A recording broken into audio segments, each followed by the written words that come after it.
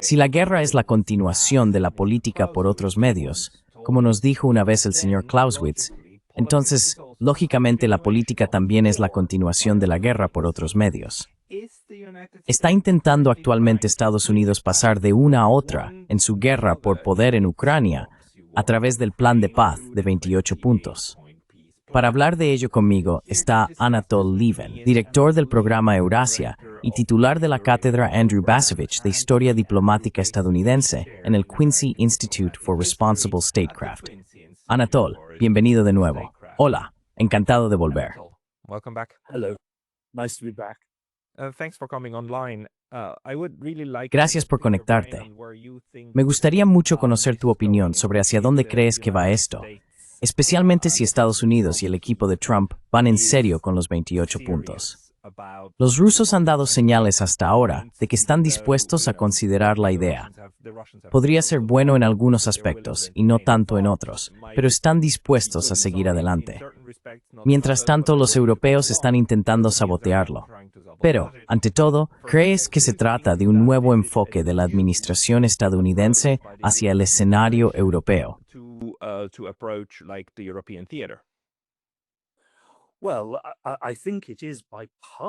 Bueno, creo que sí lo es, al menos por parte de la administración Trump. Ya sabes, Witkoff ciertamente parece haber puesto todo peso detrás de esto, al igual que J.D. Vance. Pero no está ni mucho menos claro que Rubio, el secretario de Estado, lo respalde. Y por supuesto, existe una enorme ambigüedad, duda y confusión sobre lo que realmente les dijo a los senadores cuando se reunió con ellos para hablar del tema. Y sabemos que Kellogg está en contra. De hecho, Kellogg básicamente, creo, está dimitiendo por esto. Así que parece que hay profundas divisiones dentro de la administración Trump. Pero no creo que haya ninguna duda de que Trump, en principio, quiere terminar esta guerra.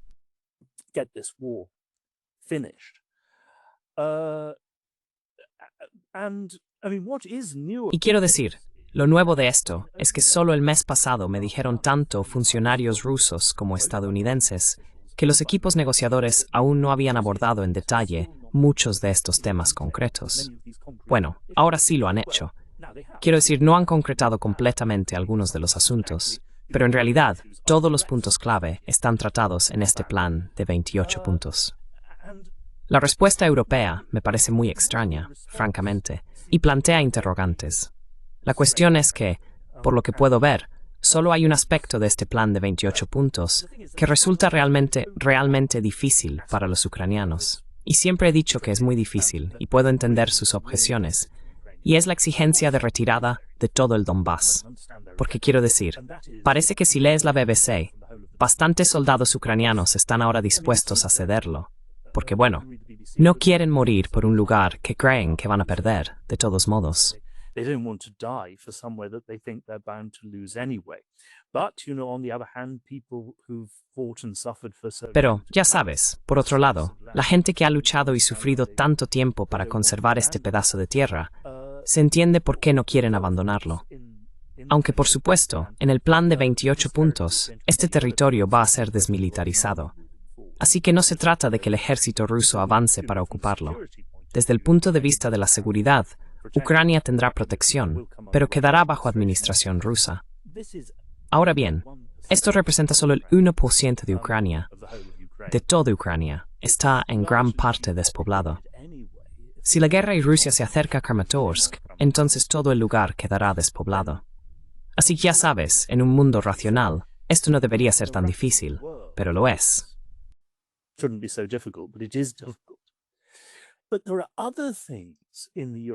Pero hay otras cosas en la respuesta europea y ucraniana. Su plan de 19 puntos o como se llame, ya estoy confundiendo los planes a estas alturas, que parecen muy extrañas. Quiero decir, una de ellas es esta exigencia de que el ejército ucraniano tenga un límite de 800.000 hombres en lugar de 600.000, ya sabes, en el borrador inicial. Porque, en primer lugar, en Estambul, al comienzo de la guerra, los ucranianos estaban dispuestos a aceptar un límite de 250.000. Pero además, incluso 600.000 es tanto como los ejércitos británico, francés y alemán, los actuales, juntos. Y no hay manera de que Ucrania pueda mantener un ejército de incluso 600.000 hombres en tiempos de paz. Quiero decir, claro, tienes reservas, reclutas, a los que luego vuelves a llamar al servicio. Pero ya sabes, nunca tendrán el dinero para sostener un ejército de ese tamaño en tiempos de paz.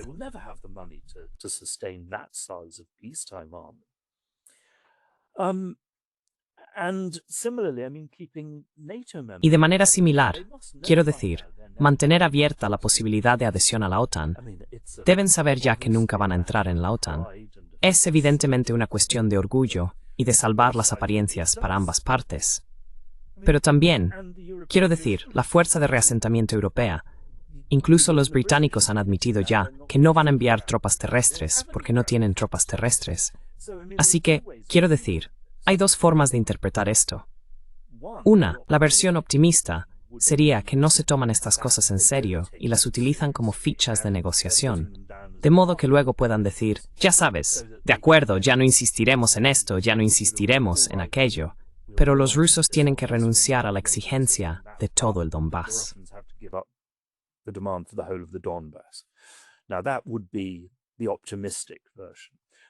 Ahora bien, esa sería la versión optimista. La versión pesimista es que se trata de un intento deliberado de sabotaje, de destruir el proceso de paz. Francamente, no estoy seguro.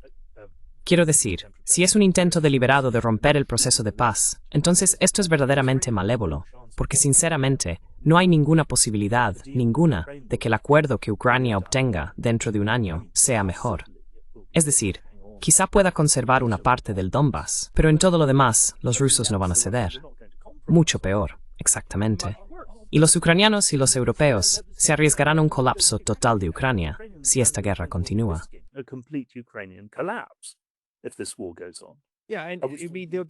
Sí, y los rusos ya han dicho, mira, es concebible ir a Odessa, ¿no? Y conectar lo que tienen hasta Transnistria. Así que, quiero decir, creo que eso está realmente sobre la mesa como uno de los posibles futuros. Bueno, si el ejército ucraniano se derrumba por completo, y tendría que derrumbarse por completo, porque recuerda que los rusos tienen que cruzar el río Dnieper, lo cual no es fácil, uno podría imaginarse perfectamente que capturen Zaporilla y una gran franja de Kharkov y luego intenten intercambiarla. Quiero decir, no podemos afirmarlo con certeza. Obviamente, el avance ruso durante el último año ha sido extremadamente lento, desesperadamente lento. Pero ya sabes, ahora hay tantas pruebas de las enormes dificultades ucranianas. Además, mucho dependerá de a quién culpe Trump por el colapso de este proceso de paz, si es que se derrumba. Porque ya sabes, si culpa a los rusos, entonces la presión continúa, las sanciones continúan, las ventas de armas estadounidenses continúan, la provisión de inteligencia continúa. Pero si culpa a los ucranianos y a los europeos, entonces, por supuesto, podría activar la inteligencia. Y entonces los ucranianos estarían en una situación extremadamente desesperada.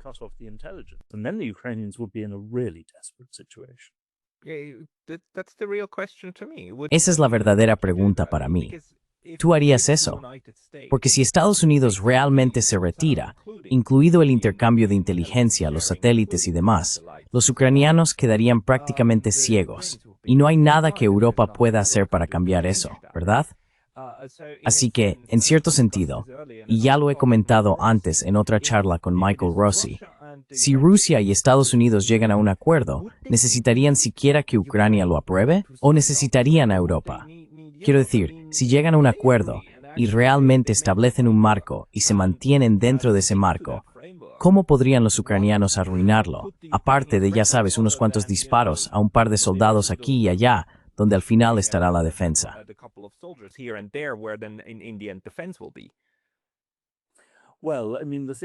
Bueno, quiero decir, la cuestión es que aquí es donde, en muchos sentidos, la mayoría de los informes y análisis occidentales han sido vergonzosamente malos. Porque, por supuesto, hay toda una serie de cosas que se presentan como si fueran, ya sabes, Ucrania debe tener la última palabra, es decisión de Ucrania, cuando no lo son.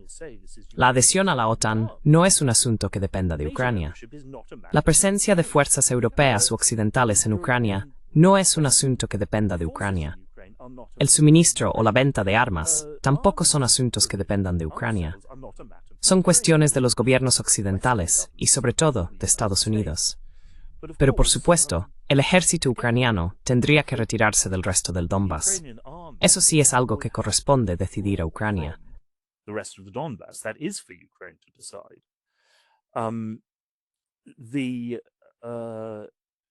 Well, it's very interesting. The Russians have Bueno, es muy interesante. Los rusos han ido más lejos en este borrador inicial de lo que esperaba en algunos aspectos. Quiero decir, una de ellas es que no pensé que estarían dispuestos a dejar la cuestión de los derechos rusos en Ucrania en manos del proceso de adhesión a la Unión Europea. Porque después de lo que les ocurrió a las minorías rusas en los estados bálticos, todos los rusos con los que hablé decían, no podemos confiar en la Unión Europea en eso. Pero ya sabes, en el borrador inicial así era. Es decir, también iba a haber ciertos compromisos por parte de Ucrania, pero muy vagos.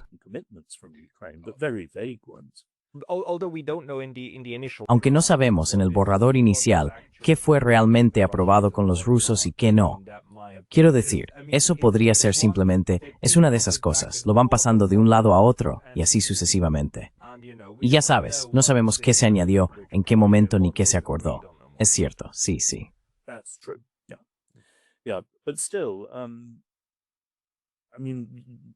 Pero aún así, quiero decir, ya sabes, los rusos han respaldado ese borrador en principio, no el último europeo.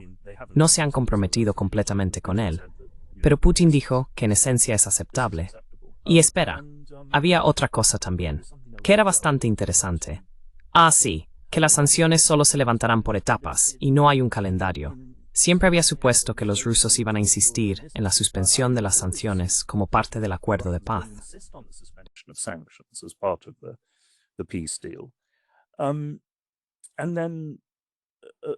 Y luego, por supuesto, cuando se trata del acuerdo inicial sobre el uso de los activos de Rusia para la reconstrucción de Ucrania, me dijeron en Moscú que Rusia en realidad aceptaría eso, siempre que no se formule de ninguna manera como reparaciones, sino que sea básicamente una decisión de Rusia dar ese dinero para la reconstrucción de Ucrania, y que se repartiría entre las zonas bajo el gobierno ucraniano y las bajo ocupación rusa.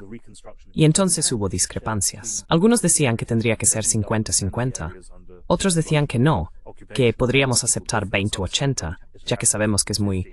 De lo contrario, ya sabes, corremos el riesgo de perder ese dinero por completo. Pero la contrapropuesta europea y ucraniana es totalmente inaceptable para los rusos. Así que...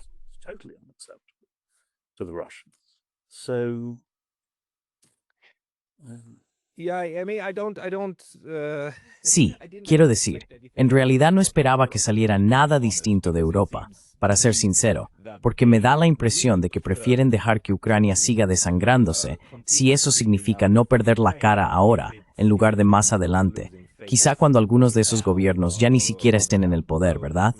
Entonces podrán decir, hice todo lo que pude, y el siguiente fue quien lo estropeó. La gran pregunta, tienes razón.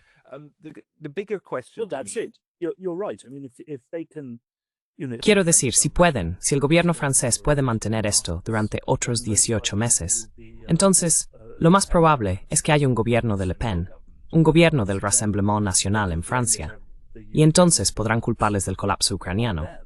Pero ya sabes, están gestionando...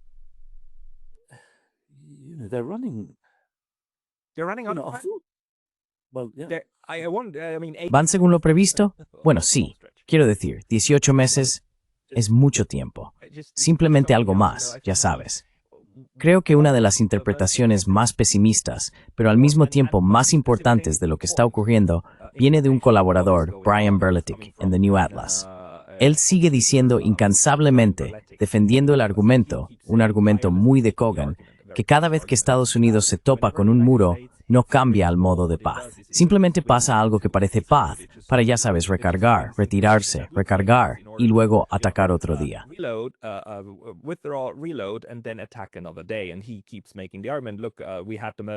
Y sigue insistiendo en el mismo argumento. Mira, tuvimos aquel momento en que Hillary Clinton y Lavrov literalmente pulsaron el botón de reinicio, y todo eran sonrisas, solo para que más tarde se pusiera en marcha el proceso de Minsk. Luego los europeos nos dijeron, mira, siempre se trató de ganar tiempo para armar a Ucrania contra Rusia. Entonces, ¿y si lo que está ocurriendo ahora es exactamente lo mismo? Está pensado para ganar un poco más de tiempo, reagruparse y trabajar en ambos frentes, ¿no? El asiático con China y el europeo con Rusia. ¿Y no es eso algo que estaría pasando por la mente de Rusia, que creo que a estas alturas ha comprendido claramente durante los últimos 20 años que se enfrenta a un asedio constante? ¿Qué opinas de ese argumento?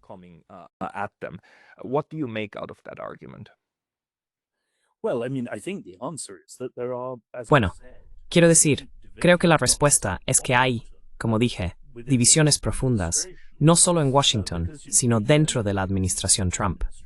Porque ya sabemos que hay personas en la administración que realmente quieren la paz con Rusia para poder concentrarse en China, como Elbridge Colby, por ejemplo. Hay pruebas considerables que sugieren que J.D. Vance también forma parte de eso. Y Trump, por supuesto, ha ido de un lado a otro. Pero quiero decir, no hay duda de que en principio quiere la paz. Simplemente no.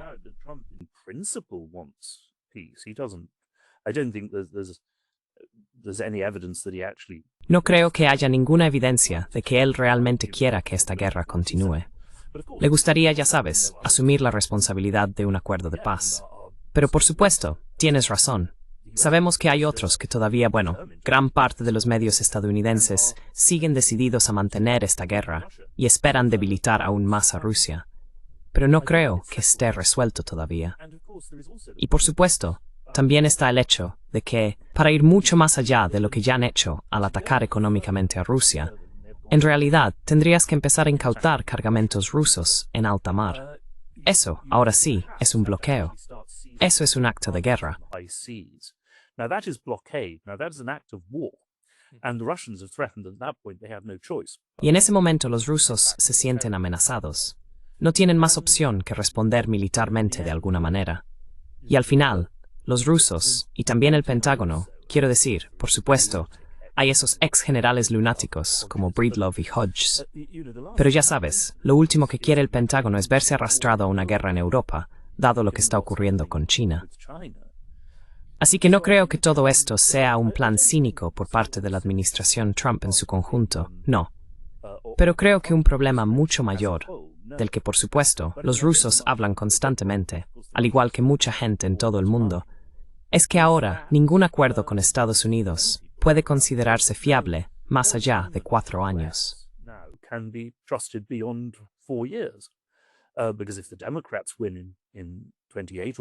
Porque si los demócratas ganan en el 28, o incluso quizás si gana Rubio, como vimos bajo Trump, un nuevo presidente estadounidense puede simplemente romper los tratados. Quiero decir, el viejo principio de pacta sunt servanda hace tiempo que se ha ido por la ventana, que si un gobierno firma un tratado, no es solo el gobierno, es el país el que ha firmado el tratado. El nombre y la credibilidad del país están en juego, y por tanto, el tratado debe respetarse. Nadie cree eso ya. Así que sí, quiero decir, no sirve de nada. Es una línea ridícula decir que en este momento no hay consenso para una mayor ampliación de la OTAN. ¿Y esperas que los rusos acepten eso? Quiero decir, no había consenso para la ampliación de la OTAN en 2007, pero los alemanes y los franceses lo aceptaron.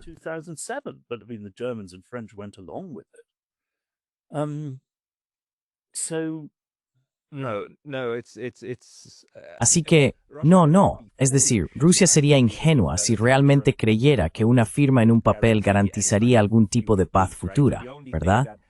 Lo único que realmente importaría serían procesos verificables y supervisables, ¿no?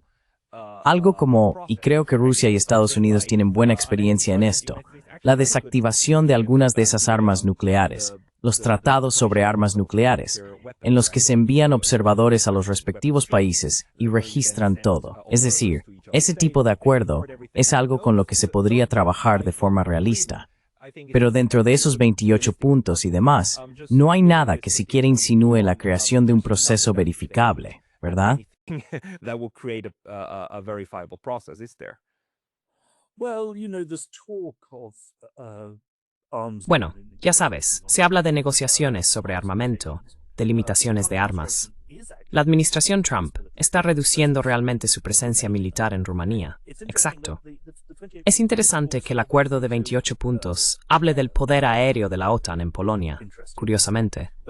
Pero se podría interpretar eso como que, por tanto, no habrá fuerzas terrestres de la OTAN, o al menos no habrá fuerzas terrestres estadounidenses. Así que, quiero decir, creo que está muy claro que Putin y la mayoría del estamento ruso ven aquí posibilidades reales en cuanto a una nueva relación con Estados Unidos. Y bueno, mira, por un lado, si los demócratas o Rubio ganan en el 28, entonces sí, todo este acuerdo podría estar en peligro. Pero si gana Vance, podría mantenerse, ya sabes, y luego servir de base para otra cosa. Could stick, and then form the basis of something else. Whereas, if the Russians rejected outright now. Porque ya sabes, si los rusos lo rechazan de plano ahora, y alienan y humillan a Trump, bueno, entonces ya sabes, estarían tirando por la borda esa posibilidad para el futuro. Así que creo que hay algo aquí por lo que los rusos pueden jugar. La otra cuestión, por supuesto, es que si pueden, al detener esta guerra ahora, conseguir básicamente lo que sienten que deben conseguir, entonces surge inmediatamente la siguiente pregunta: la adhesión de Ucrania a la Unión Europea. Ahora bien, entonces te encuentras con los europeos en circunstancias realmente difíciles. Ya sabes, todas esas promesas que básicamente no pueden cumplir, o al menos no sin transformar por completo la Unión Europea. Y luego, por supuesto, también hay cambios políticos en Europa Occidental, nuevos gobiernos, quizás, que de todos modos se oponen categóricamente a esto. Así que también hay, ya sabes, un argumento para que Rusia haga la paz ahora. To make peace now. No, definitivamente lo hay. Y quiero decir, sin duda, esto perjudica a Rusia. Eso está claro, que esto esté ocurriendo. Pero de nuevo, hay tantos peligros por delante, ¿verdad? Por un lado, sí. Rusia durante mucho tiempo ha dicho que la adhesión de Ucrania a la Unión Europea no está fuera de cuestión, ¿verdad? Especialmente cuando la Unión Europea era claramente ese club económico, aunque últimamente eso ya no está tan claro. Pero a estas alturas, no debería existir un temor en la mente de los rusos de que si eso ocurre, en lugar de ver la europeización de Ucrania, podríamos ver la ucranianización de Europa. Porque el elemento extremista dentro de Ucrania, al interactuar luego, como fíjate en lo que hizo Sikorsky con Polonia y demás dentro de la Unión Europea, cómo lograron captar gran parte del proceso, ¿no es eso algo que debería preocupar a Rusia?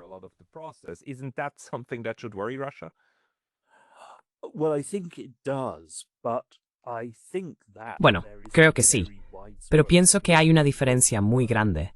Bueno, desde luego, me lo ha dicho al menos un informante ruso, que la suposición es que ocurrirán una de dos cosas, ambas en beneficio de Rusia. O bien la Unión Europea, después de todas estas promesas, no acepta a Ucrania, ni siquiera con un estatus de segunda clase, porque ya sabes cómo es el acervo comunitario. Hay que comprometerse con todo un conjunto de requisitos detallados que los ucranianos no podrán cumplir durante mucho tiempo. Y entonces, si la Unión Europea no deja entrar a los ucranianos, habrá un enorme sentimiento de traición, ira y decepción en Ucrania, lo que a largo plazo beneficiará a Rusia.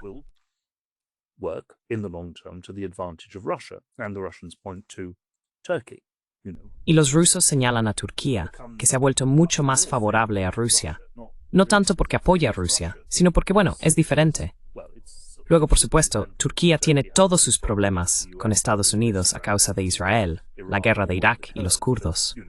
Pero evidentemente, la negativa de la Unión Europea a admitir a Turquía también desempeñó un papel fundamental en este distanciamiento de Turquía respecto a la Alianza Occidental. O piensan que la Unión Europea romperá todas sus normas para permitir la entrada de Ucrania, y que esto básicamente destruirá a la Unión Europea desde dentro. Así que de cualquier manera, Rusia gana.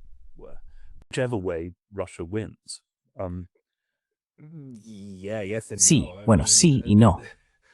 Quiero decir, la cuestión es que nadie sabe qué idea vendrá después de la Unión Europea. y creo que la experiencia de Rusia a lo largo de la historia ha sido que si hay algo en lo que se puede confiar, es en que se puede confiar en Europa.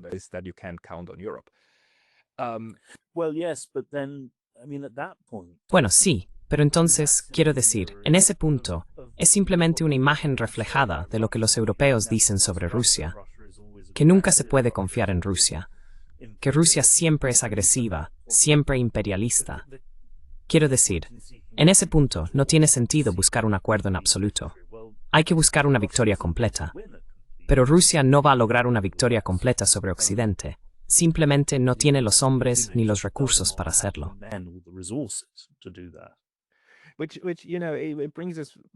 Lo cual, ya sabes, nos lleva a todo lo que señalaste, me hace volver a esta pregunta y a ese ensayo tan brillante que escribiste, uno que nunca olvidaré. Lo escribiste a principios de abril de 2022. Se titulaba La naturaleza del futuro, la neutralidad futura de Ucrania, o algo así como La neutralidad de Ucrania, la futura neutralidad de Ucrania. Y explicabas cómo, en aquel entonces, estábamos atravesando el proceso de paz de Estambul. Todo parecía muy bien. Parecía que Ucrania por fin había comprendido. De acuerdo, si me mantengo neutral y actúo como un estado tapón, entonces puedo conservar incluso el Donbass, preservar mi integridad soberana y desempeñar un papel constructivo.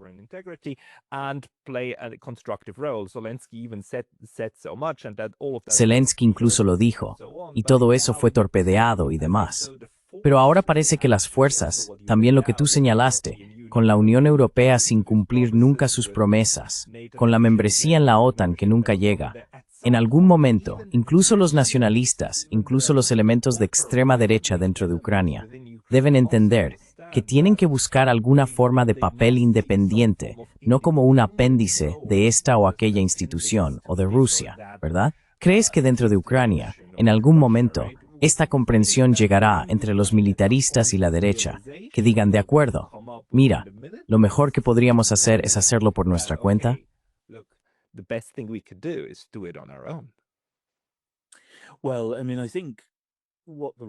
Bueno, quiero decir, creo que lo que los rusos esperan, los rusos sensatos, los moderados, no los verdaderos extremistas que aún sueñan con subyugar a toda Ucrania, es a largo plazo algo parecido a lo que ocurrió en Georgia, donde surge una especie de nacionalismo similar al de Hungría o incluso en cierto modo al de Polonia.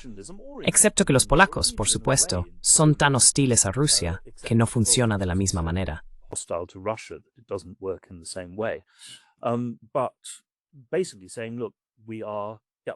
Pero básicamente lo que se dice es, mirad, estamos por nosotros mismos.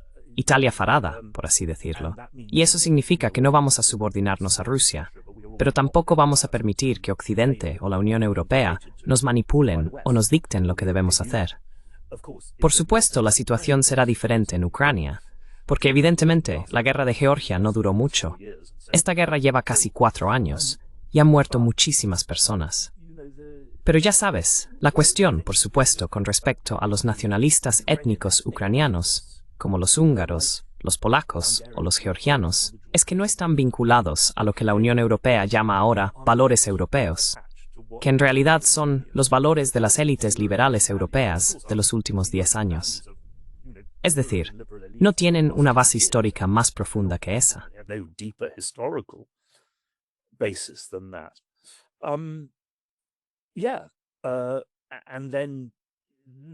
Sí.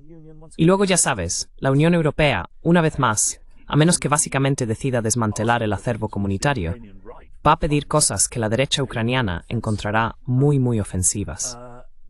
Y bueno, quiero decir, no lo sé, la UE ha hecho la vista gorda ante tantas cosas. Pero sí, quiero decir, el caso es que cuando uno empieza a pensar seriamente en la adhesión a la UIA, entonces todos los que están en contra por sus propias razones económicas, los agricultores de tantos países, los camioneros, empezarán realmente a fijarse en Azov, en Svoboda, en Bialyatsky y en todo este asunto, y dirán, no podemos tener a Ucrania con esta gente en la Unión Europea. Ucrania debe hacer algo para reprimirlos. Bueno, esta gente está muy bien armada.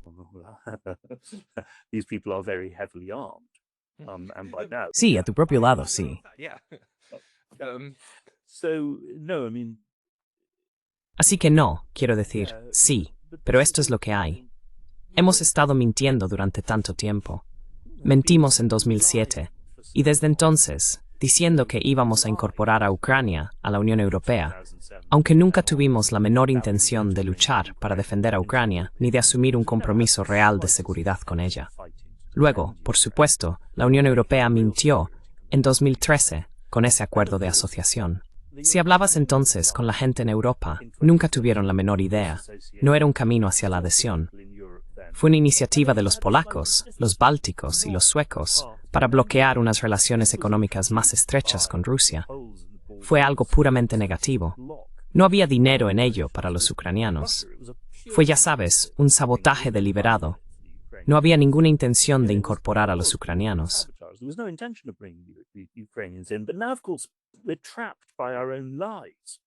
Pero ahora, por supuesto, estamos atrapados por nuestras propias mentiras. Quiero decir, en otro mundo, uno mejor, Rutte y Dios, ya he olvidado su nombre, Stoltenberg, y todos los demás que dijeron la futura adhesión a la OTAN es irreversible y cosas por el estilo, deberían dimitir. Deberían decir, estaba comprometido con esto, pero está claro que no va a suceder. Por lo tanto, doy un paso atrás. Me rindo. Por supuesto, nunca van a decir eso. Pero todos esos gobiernos que lo firmaron ahora, de algún modo, están atados a ello. Y bueno, al final, si Estados Unidos, si la administración Trump, realmente impone su autoridad, tendrán que renunciar a esto. Pero veremos en los próximos días hasta qué punto será así.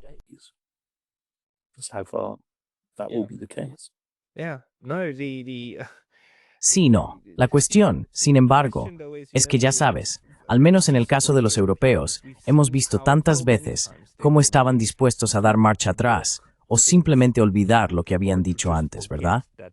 Quiero decir, el secretario general de la OTAN es un ejemplo perfecto.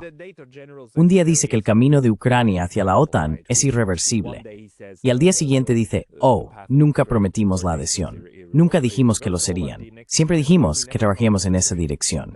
Quiero decir, es tan...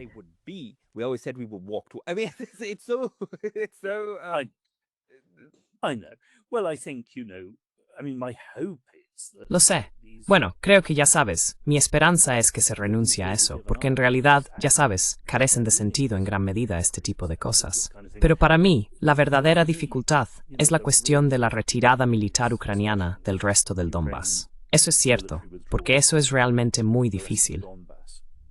Verás, quiero decir, creo que lo verás, a muchos soldados ucranianos que estarían encantados de hacerlo a cambio de la paz. Pero sin saber a muchos ustedes, no, hemos luchado demasiado espiritualmente, debemos conservarlo. No, we fought too hard for this. We must keep it. And also, they have been... Y además, ellos, y también los occidentales, se han dejado llevar por esta idea de que esas llamadas ciudades fortaleza son fundamentales para la defensa de Ucrania, y se establecen todos esos paralelismos con los Sudetes en Ucrania. Pero por supuesto, el punto es que se trata de una parte muy pequeña del frente ucraniano. En realidad, los rusos han avanzado igual de lentamente en otros lugares, en zonas que no están urbanizadas ni fortificadas. Es simplemente campo abierto. Y cuando se trata de drones, en cierto modo el campo abierto está expuesto. Es muy difícil avanzar a través de armas abiertos. De hecho, es más fácil hacerlo desde dentro de áreas urbanas.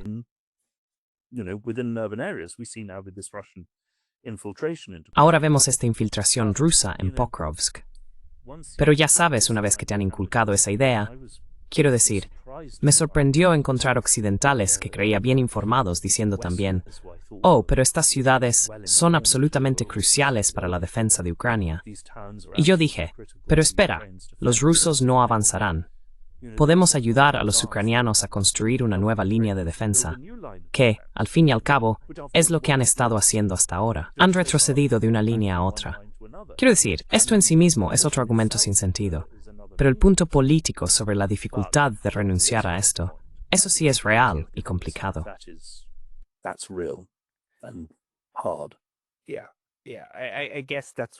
Sí, sí.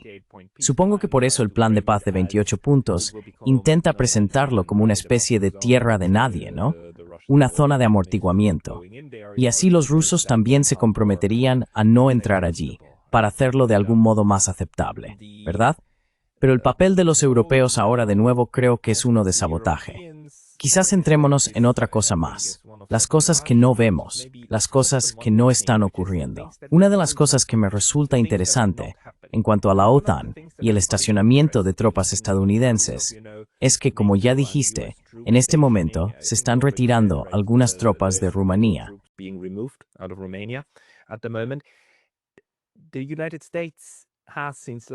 Desde el año pasado, Estados Unidos tiene acuerdos bilaterales con Suecia y Finlandia para construir nuevas bases, 17 y 15 respectivamente.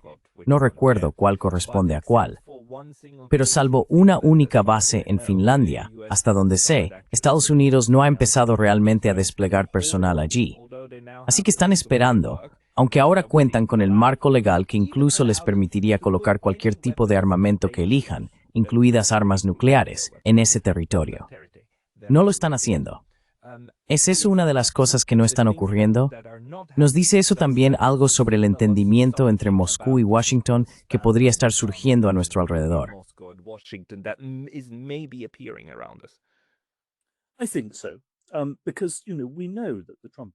Creo que sí, porque, ya sabemos que la administración Trump, en principio, quiere reducir los compromisos militares de Estados Unidos en Europa. Quiero decir una vez más, no toda la administración Trump, pero ya sabes, existen esos elementos. Pero, ¿tiene sentido presentar una posición de negociación, sin confirmarla realmente, y luego estar dispuesto a negociar sobre ella? Así que creo que, en principio, ahora que la administración Trump parece ser finalmente capaz de negociar los detalles, cosa que durante meses no pudo hacer, si se logran superar esos intentos de bloqueo ucranianos y europeos, sería moderadamente optimista respecto a que Estados Unidos y Rusia pudieran realmente emprender un proceso de desarme. Quiero decir, en realidad, algunas cosas son bastante evidentes, para ser sincero.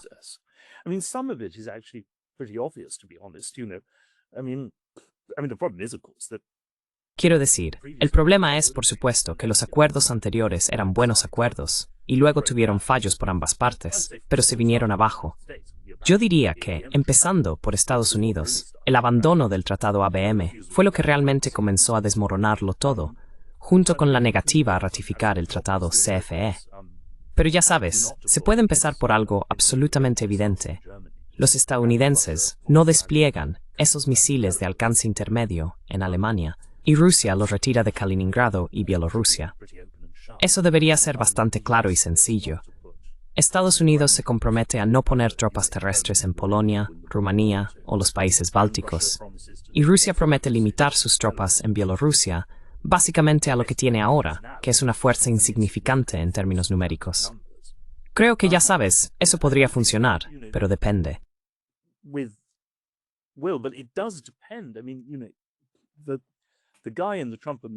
Quiero decir, ya sabes, la persona en la administración Trump que realmente ha estado impulsando esto más que nadie es Elbridge Colby, que es el subsecretario de Defensa. Acaba de ser confirmado por el Senado, pero sus dos adjuntos, según las últimas noticias, probablemente serán bloqueados por el Senado como parte de toda esta reacción contra Colby. Así que están ocurriendo cosas tremendas bajo la superficie. Perdona, ¿puedes ayudarme con Elbridge Colby? ¿De qué lado está? ¿Del lado de la escalada? No, Colby quiere concentrarse en China, quiere reducir los compromisos con Europa. Pero la cuestión es que Colby también es un halcón respecto a China. Es un halcón en lo que respecta a China, pero también se opuso al ataque estadounidense contra Irán y apoyó el JCPOA.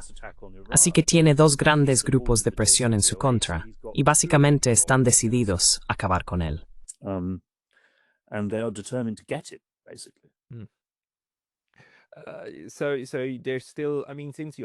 Entonces, todavía hay, quiero decir, ya que estás en un grupo de expertos en Washington y participas allí, hay, por decirlo de alguna manera, una especie de guerra civil interna sobre con quién relacionarse a continuación. ¿Está eso en plena ebullición en Washington? Porque también está Venezuela, que está como en pausa. Todavía está Irán, ¿no? Y quiero decir, Israel. No sé qué estarán tramando ahora, pero seguro que están tramando algo. Así que hay distintos escenarios que podrían estallar en cualquier momento. El que está un poco silencioso por ahora es el frente de China, aunque los japoneses y los chinos tienen un enfrentamiento. Pero creo que ese está un poco separado del estadounidense.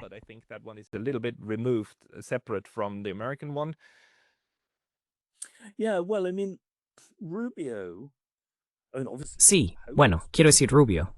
Y obviamente la esperanza debe de ser que, no exactamente una esperanza, no si eres venezolano o colombiano o lo que sea, pero que Rubio esté tan personalmente centrado en Venezuela, Centroamérica y Cuba, que también quiera terminar esta guerra en Ucrania para poder concentrarse en lo que realmente le interesa más a nivel emocional. Los israelíes siempre me ha sorprendido que no hayan intentado con más empeño defender unas buenas relaciones con Rusia, porque obviamente esto supone una gran distracción de la atención estadounidense respecto a Oriente Medio. Pero por supuesto, especialmente desde los últimos éxitos israelíes, creo que están en un estado de ánimo en el que sienten que realmente no necesitan a nadie y pueden hacer lo que les plazca.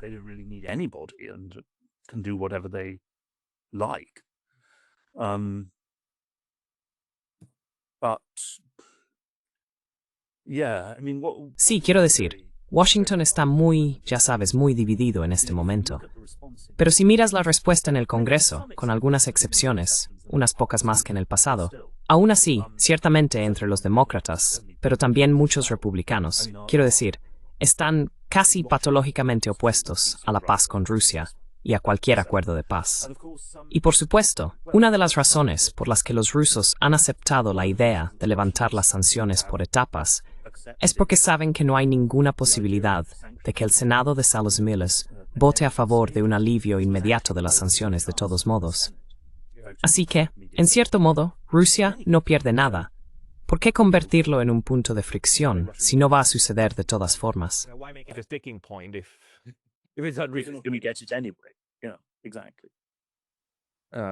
Sí, exactamente. Así que esto complica el asunto, por supuesto. Además, la gente ya debe de estar empezando a tramar cosas para los próximos 2 años y medio, ¿no? Quiero decir, las elecciones de mitad de mandato son dentro de un año, menos de un año, ¿verdad? Y vemos la lucha de poder dentro del Partido Republicano, donde el movimiento MAGA parece estar dividiéndose, y tenemos esta decisión tan extraña y muy interesante de Marjorie Taylor Greene. Básicamente una de las líderes espirituales del ala no intervencionista de los republicanos, que simplemente abandona esto diciendo, el 6 de enero será mi último día. ¿Qué opinas de eso?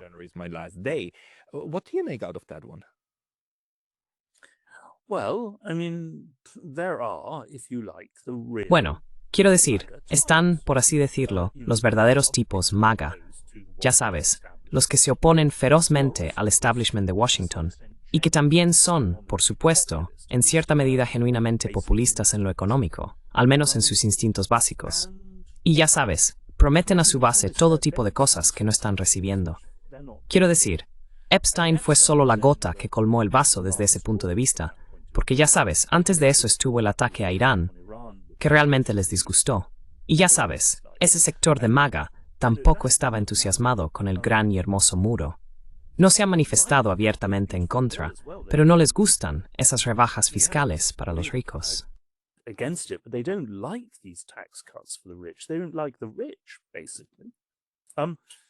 Básicamente, no les gustan los ricos.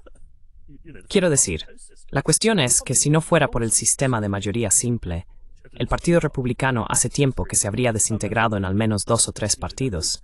Y lo mismo ocurriría con los demócratas, por cierto. Ambos tienen elementos tan incompatibles dentro de sí. Y por supuesto, eso hace que predecir el futuro sea aún más difícil. Bueno, aún más difícil porque, ya sabes, después de todo, Trump se hizo un daño terrible a sí mismo al resistirse a la publicación de los archivos de Epstein. Provocó la revuelta de Taylor Greene, y así sucesivamente.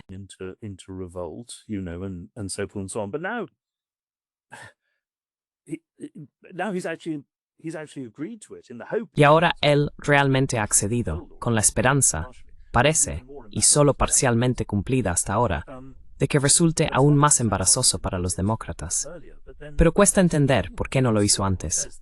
Aunque claro, ya sabes, es cierto, todo el mundo dice que es una persona muy, ya sabes, descontrolada e impulsiva. Pero esto va a ser un gran problema, creo, para Vance en 2028, porque se enfrentará a la misma pregunta que se le hizo a Kamala Harris. Mira, estás diciendo todo esto ahora, pero has sido vicepresidente durante 4 años. ¿Por qué no lo decías antes?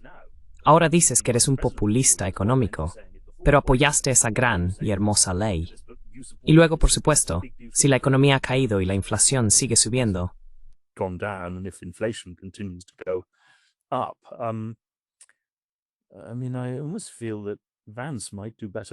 quiero decir, casi siento que Vance podría hacerlo mejor si no se presentara a las elecciones presidenciales del 28 y luego intentara volver más adelante como un auténtico populista, ya sabes, hacer un Trump en algún momento del futuro.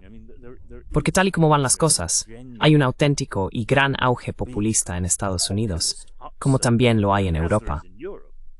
Y como vemos, quiero decir, a veces, como bien sabes, con Bernie Sanders, pero también con Mamdani, muchos de los votantes que apoyaron a Mamdani habían votado previamente por Trump en las elecciones presidenciales. Básicamente, están completamente hartos del establishment existente y votarán por cualquiera que crean que va a destrozarlo.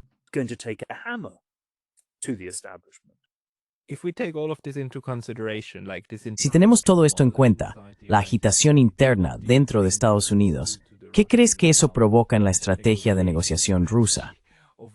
Quiero decir de nuevo, estamos en un punto en el que incluso si llegan a algo que puedan firmar, no hay una forma realista de creer que realmente se implementará según lo acordado.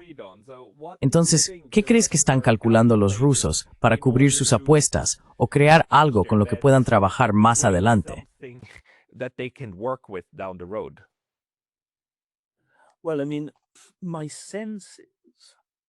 Bueno, quiero decir, mi impresión es que puedo estar equivocado, pero me dijeron en Moscú que Putin tiene que hacerse con el Donbass. Ese es el mínimo con el que puede presentar esto genuinamente como una victoria. Porque ya sabes, no hay que olvidar que dada la historia de Rusia y lo que Rusia esperaba al comienzo de esta guerra, ha sido un desastre para el país en muchos sentidos. Y además, por supuesto, la guerra fue planificada de manera abominable. Ahora bien, la gente en Rusia intenta evitar, incluso en privado, criticar a Putin. Pero la cantidad de personas que me dijeron que Gerasimov y Shoigu deberían ser fusilados por haber planificado tan mal esta guerra. Bueno, lo dijeron.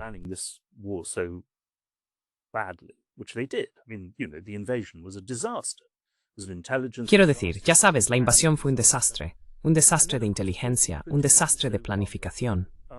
Y luego, por supuesto, Putin también es vulnerable. Aquí es donde la prensa occidental vuelve a ser vergonzosamente mala, porque Putin es vulnerable a los ataques desde la derecha por haber confiado en los franceses y los alemanes. Y él mismo lo ha admitido. Confié demasiado en los europeos. Así que no puede, hay un mínimo irreductible. Y creo que lo que me dijeron fue que la neutralidad, es decir, la ausencia de pertenencia a la OTAN, no puede ser abandonada por los rusos. Simplemente no pueden.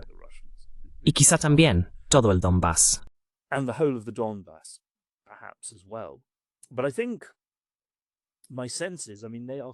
Pero creo que mi impresión es que, quiero decir, están claramente muy ansiosos por mantener buenas relaciones con Trump, y sin duda también con Vance en el futuro. Realmente no quieren romper con él, ni alienarlo. Y luego ya sabes, si pueden conseguir un acuerdo moderadamente satisfactorio que cumpla sus condiciones básicas, hay un argumento sólido para básicamente sentarse y esperar a ver si de hecho el Rassemblement National gana en Francia. La adhesión de Ucrania a la UE está casi con toda seguridad muerta en cualquier caso. Y realmente no veo a Bardella impulsando una nueva política agresiva contra Rusia. Entonces puedes esperar que si Vance gana en el 28, tengas una configuración muy diferente en Occidente.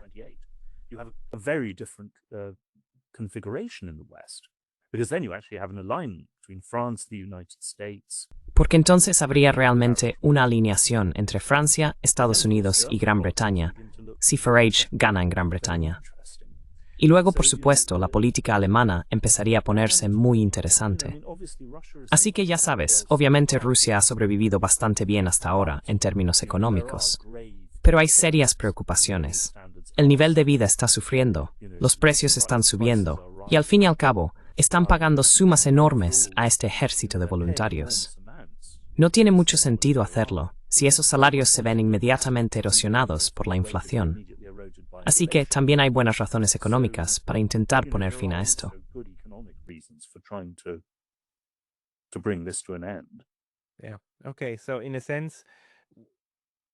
De acuerdo. Así que en cierto sentido, por todos lados se pueden ver razones por las que esto debería ser, o por las que ponerle fin debería ser, cada vez más del interés de las distintas partes.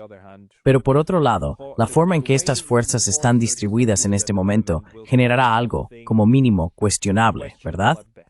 Por mucho que tarde, no será un final claro y definido como el de 1945, ya sabes.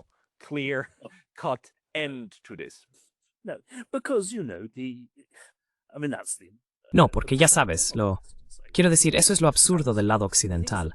Es idiota de Callison Company. Las cosas que esperaban solo podrían lograrse si la OTAN marchara hasta Moscú para imponer la paz. Ridículo. Pero igualmente, bueno, ya sabes, Rusia no creo que pueda marchar sobre Kiev. Y en realidad sería un grave error si lo hiciera, porque entonces tendría que gobernar el lugar, en lugar de mantenerlo a cierta distancia y observar, quizá, cómo Ucrania se derrumba internamente. Pero también, quiero decir, cuando se trata de los verdaderos radicales que dicen, no podemos confiar en Occidente en absoluto, debemos de algún modo derrotar o aplastar a Occidente. Bueno, quiero decir, ¿qué significa eso siquiera?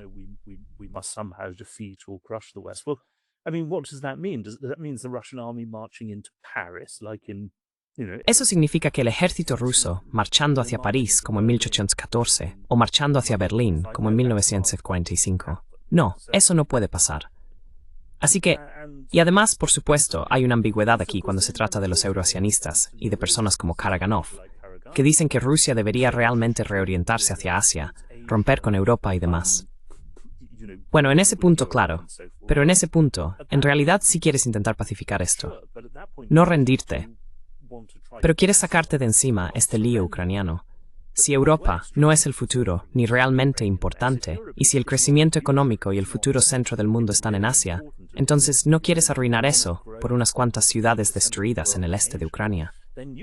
No, quiero decir, en realidad quieres alcanzar tu mínimo. Y luego,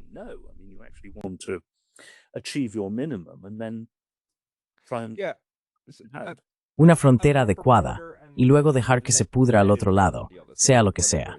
Bueno, Anatol, te he robado toda una hora de tu tiempo. Muchas gracias por eso. Si la gente quiere leer más de ti, debería ir a Responsible Statecraft. ¿Hay algún otro lugar donde publiques a veces? Unheard. Escribo mucho para el sitio de Unheard. Y espero que también haya un artículo mío en la revista Time en los próximos días sobre este tema. Así que escribiendo.